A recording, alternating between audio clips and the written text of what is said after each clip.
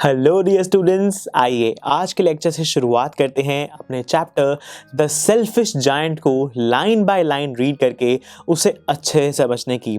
अब तक हमें एक बेसिक बात तो समझ आ गई है इस चैप्टर के नेम से ही कि इसके अंदर कोई जायंट के बारे में, किसी राक्षस के बारे में बात की जा रही है जो बहुत ही बड़ा है, बहुत ही विशाल बॉडी है जिसकी, जो कि बहुत ही सेल्फिश है।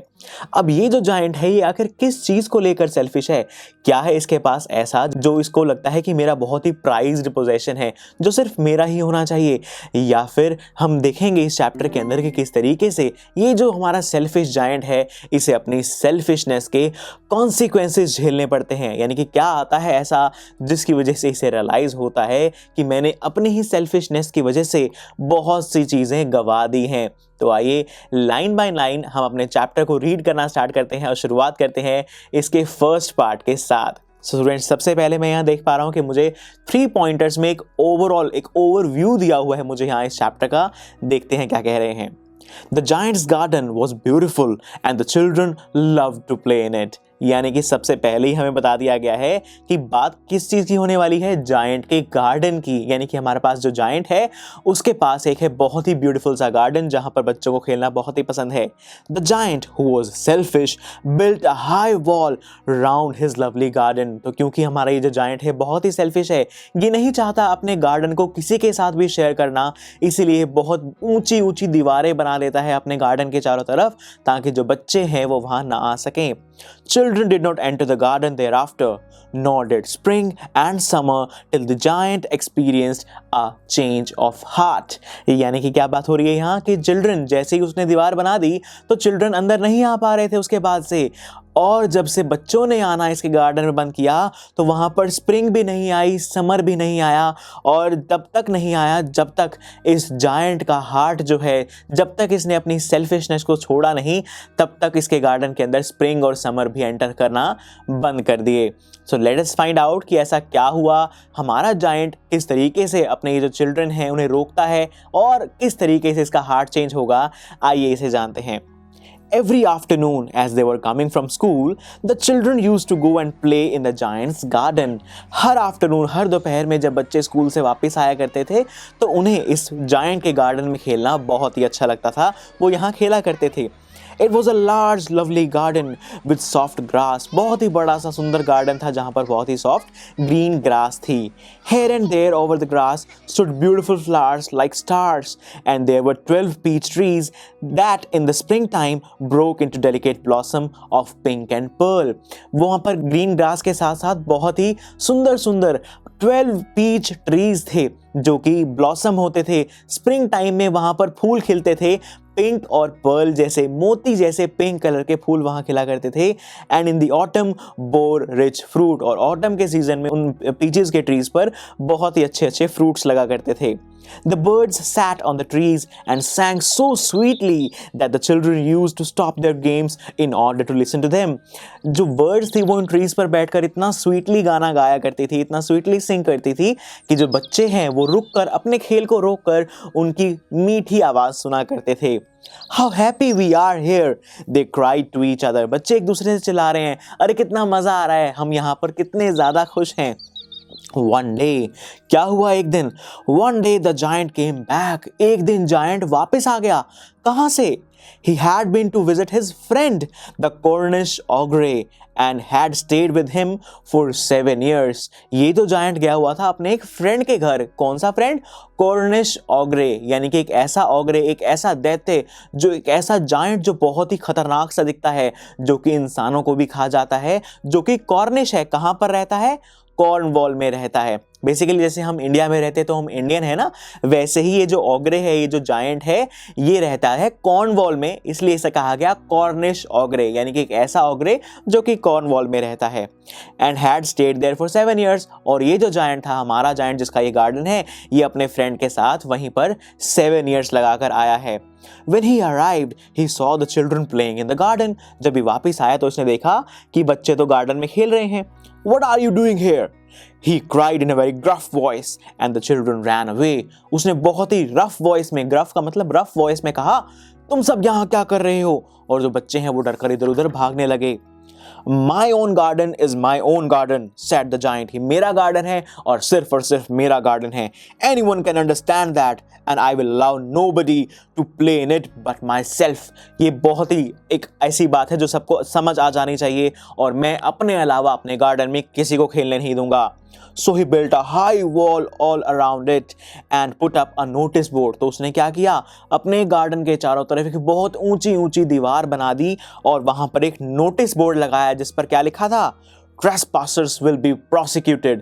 Trespassers का मतलब होता है जो भी बिना परमिशन के इस वॉल को क्रॉस करेगा, बिना परमिशन के अंदर आ जाएगा, उसे प्रोसिक्यूट किया जाएगा, यानी कि उसे पनिशमेंट दी जाएगी, उसे जैसे मैं चाहूँगा वैसे पनिश करूँगा.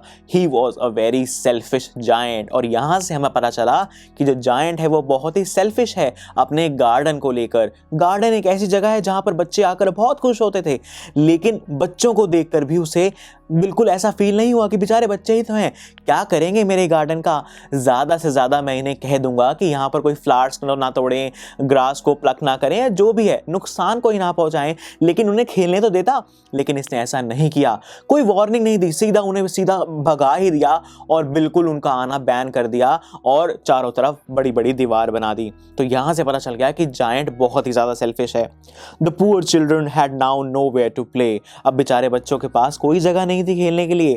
They tried to play on the road, but the road was very dusty and full of hard stones, and they did not like it. Obvious सी बात है, अब वो कह रहे हैं कि चिल्ड्रंस ने, जो बच्चे थे, उन्होंने रोड पर खेलने की कोशिश करी. क्या रोड कोई खेलने की जगह है? ऑब्वियस सी बात है, वो बहुत हार्ड है, बहुत ही डस्टी है, वहां पर उनको बिल्कुल मजा नहीं आया. They used to wander round the high walls when their lessons were over. और जब उनके लेसन्स यानी कि स्कूल जब उनका ओवर हुआ करता तो वो यहाँ दीवारों के चारों तरफ बेचारे घूमते ही रहते, क्योंकि अंदर तो जा नहीं सकते थे. And talk about the beautiful garden inside. और उस जो अंदर गार्डन है बहुत ब्यूटीफुल, उसके बारे में बातें किया करते थे. क्या कहते थे, how happy we were there, they said to each other. उन्होंने कहा कि हम अंदर जब थे कितने मजे थे, कितने खुश थे, कितने अच्छे से हम वहाँ खेलते थे. राइट, तो पहले जब ये गार्डन के अंदर थे तब भी इन्होंने कहा था हम यहाँ कितने खुश हैं, और जब बेचारे अंदर नहीं जा पा रहे तो भी यही कह रहे हैं कि हम कितने अंदर खुश थे, हमारे ये जो जायंट है इसने हमें बाहर निकाल दिया. Then the spring came and all over the country there were little blossoms and little birds. तब आई स्प्रिंग, यानी कि ऐसा मौसम जहां पर फूल खिलने वाले हैं. तो सब जगह सारी कंट्री में फूल खिले, जो बर्ड्स हैं वो सब जगह चहचहाने लगे, गाना गाने लगे. Only in the garden of the selfish giant it was still winter. लेकिन ये जो selfish giant था इसके गार्डन में कोई स्प्रिंग नहीं आया, यहाँ पर अभी भी विंटर ही था. The birds did not care to sing in it as there were no children. जो birds थे उन्होंने भी यहाँ पर गाना गाने से मना कर दिया क्योंकि यहाँ पर कोई बच्चे नहीं थे. And the trees forgot to blossom. और यहाँ पर पेड़ भी खिले नहीं, यानी कि पेड़ों पर भी फूल नहीं लगे. Once a beautiful flower put its head out from the grass, but when it saw the notice board, it was so sorry for the children that it slipped back into the ground again. एक दिन क्या हुआ, एक बहुत ही beautiful सा flower grass से बाहर खिला, ग्रास से बाहर निकला, लेकिन जैसे उसने वो नोटिस बोर्ड पढ़ा कि कोई भी अंदर नहीं आ पाएगा, बच्चे अंदर नहीं आ पा रहे, उसे बच्चों के बारे में सोचकर बहुत बुरा लगा और वो वापस से अंदर चला गया और वहाँ जाकर क्या किया, and went off to sleep. और वहाँ जाकर वापस से सो गया. The only people who were pleased were the snow and the frost. सिर्फ जो लोग वहाँ खुश थे वो कौन थे, स्नो एंड फ्रॉस्ट, यानी कि बर्फ और सर्दी, वही खुश थे. क्यों, क्या कह रहे हैं ये खुश होकर, spring has forgotten this garden, they cried, so we will live here all the year round. तो उन्होंने कहा कि अरे वाह, यहाँ पर तो स्प्रिंग आना भूल ही गई है. स्नो और फ्रॉस्ट कह रहे हैं कि स्प्रिंग तो यहाँ आ ही नहीं रही है, अब हम पूरा साल यहीं पर रहेंगे, पूरा साल इस गार्डन में बर्फ बरसाते रहेंगे और ठंडी पड़ती रहेगी. The snow covered the grass with her great white cloak. तो जो स्नो है उसने अपनी वाइट कलर के क्लॉक यानी कि वाइट कलर के चादर से सारी ग्रास को ढक दिया. राइट, ऐसा ही होता है ना, जब स्नो गिरती है तो सब जगह एक ऐसा लगता है मानो एक वाइट कलर की चद्दर किसी ने, एक वाइट कलर की शीट किसी ने बिछा दी हो. तो यहीं पर कहा गया है ये कि जो स्नो थी उसने वाइट क्लॉक से, वाइट कलर के कपड़े से एक तरह से सब कुछ ढक दिया. And the frost painted all the trees silver. और फ्रॉस्ट की वजह से सभी ट्रीज सिल्वर कलर के, वहां पर बर्फ से जम गई और सिल्वर कलर के वो दिखाई देने लगे. Then they invited the north wind to stay with them. तब उन्होंने अपने साथ रहने के लिए नॉर्थ विंड को बुलाया, यानी कि बहुत ठंडी ठंडी हवाओं को बुला लिया एंड ही केम, और वो आ गया। He was wrapped in furs and he roared all day about the garden and blew the chimney pots down. और वो जो नॉर्थ विंड था वो फर्स में लिपटा हुआ, यानी कि बहुत ही ज़्यादा ठंडी लेकर आया और सब जगह पूरे गार्डन में हमेशा घुर्राता रहता, हवाएं चलने की आवाज़ें आती रहती और चिमनी पॉट्स के अंदर भी हवा चलने की आवाज़ आती। This is a delightful spot, he said. उसने कहा यहाँ तो बहुत ही मज़ा आ रहा है, यहाँ पर तो स्प्रिंग आता ही नहीं, हमें यहाँ से कहीं जाना ही नहीं पड़ेगा, हम हमेशा यहीं रह सकते हैं। We must ask hail on a visit. क्यों ना हम हेल को, यानी कि जो ओले होते हैं, जो बर्फ़ के टुकड़े आसमान से गिरते हैं, उन्हें भी यहाँ पर बुला लें। फिर क्या हुआ? So the hail came. तो उन्होंने हेल को बुलाया तो हेल भी यहीं आ गया। Every day for 3 hours he rattled on the roof of the castle till he broke most of the slates. हर रोज वो 3 घंटे तक जोर से ओले गिराता रहता, हेल गिराता रहता, किस पर?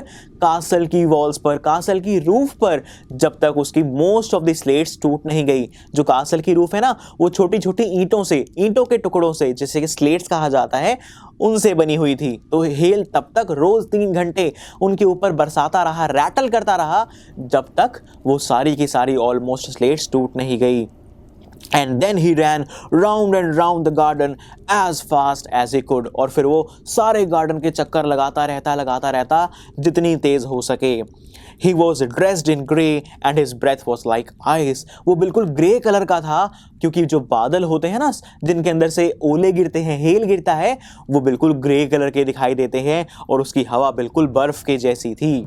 I cannot understand why the spring is so late in coming, said the selfish giant. अब जो selfish giant है फाइनली ये स्प्रिंग को मिस कर रहा है और कह रहा है कि समझ नहीं आ रहा कि स्प्रिंग आने में इस बार इतनी देर क्यों हो गई स्प्रिंग को। As he sat at the window and looked out at his cold white garden, वो विंडो पर बैठा हुआ अपने वाइट कलर के बिल्कुल ठंडे गार्डन की तरफ देख रहा है और क्या कह रहा है? I hope there will be a change in the weather.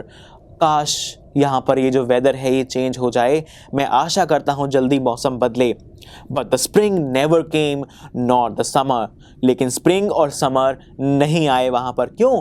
क्योंकि स्प्रिंग और समर को वहाँ पर बच्चों को खेलता देखना बहुत अच्छा लगता था। जब यहाँ पर बच्चे ही नहीं हैं तो स्प्रिंग और समर ने भी ठान लिया कि हम भी यहाँ नहीं आएंगे। The autumn gave golden fruit to every garden, but to the giant's garden she gave none. यहाँ पर क्या हुआ? ऑटम ने हर जगह बहुत ही सुंदर सुंदर फ्रूट्स दिए, लेकिन इस जायंट के गार्डन में कुछ नहीं दिया, कोई फ्रूट नहीं आया। He is too selfish, she said. उसने कहा, जो ऑटम है वो कहती है कि ये तो बहुत सेल्फिश है, मैं यहाँ पर कोई फ्रूट्स नहीं दूंगी।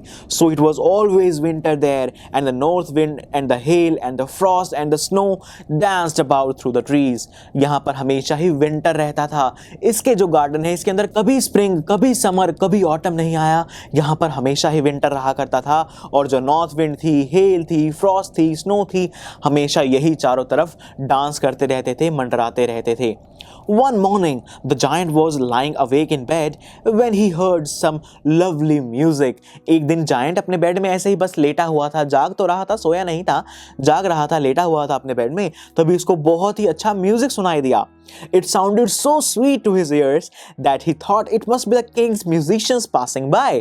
तो उसको जो वो आवाज़ थी, जो साउंड थी, वो म्यूजिक था, वो इतना अच्छा लगा, उसको लगा कि शायद जो किंग के म्यूजिशियंस हैं वो यहाँ से जा रहे होंगे। It was really only a little linnet singing outside his window. लेकिन वहां पर जब उसने देखा तो क्या था वहां पर उसको एक छोटा सा लिनेट बर्ड, लिनेट एक बर्ड का नाम है, जो कि वहां पर उसकी विंडो के पास बैठकर गा रहा था। But it was so long since he had heard a bird singing in his garden that it seemed to him to be the most beautiful music in the world. तो क्या हुआ, उसने उस बर्ड की आवाज़ उसे इतनी अच्छी इसलिए लग रही थी क्योंकि स्नो, फ्रॉस्ट, इन सब की वजह से यहाँ पर कोई बर्ड आता नहीं था, और उसने इतने समय के बाद ये बर्ड की इतनी सुंदर आवाज़ सुनी कि उसे लगा कि ये दुनिया का सबसे ब्यूटीफुल म्यूजिक है। Then the hail stopped dancing over his head and the north winds ceased roaring and a delicious perfume came to him through the open casement. तो यहाँ पर क्या हुआ कि जब ये बर्ड ने गाना गाया तो यहाँ पर सब जगह एक बहुत ही ब्यूटीफुल सा माहौल बन गया। जो नॉर्थ विंड है उसने शोर मचाना बंद कर दिया, स्नो ने गिरना बंद कर दिया और चारों तरफ एक बहुत ही अच्छा माहौल बन गया। डिलीशियस परफ्यूम का मतलब बहुत ही अच्छा एनवायरनमेंट बन गया सब जगह। राइट और वहाँ से जो डिलीशियस परफ्यूम, जो एक बहुत ही अच्छी एनवायरनमेंट की उसे खुशबू सी आ रही थी, वो आ रही थी ओपन केसमेंट से। बेसिकली केसमेंट जो होता है ना, वो एक विंडो होती है जो कि बिल्कुल दरवाजे की तरह खुल जाती है, ठीक है। I believe the spring has come at last. उसे लगता है कि फाइनली अब शायद स्प्रिंग आ गई है, जायंट ये कहता है। And he jumped out of bed and looked out. और वो अपने बेड से बाहर निकला और उसने बाहर देखा। लेकिन उसे बाहर क्या दिखाई देगा? क्या स्प्रिंग सच में आ गई होगी?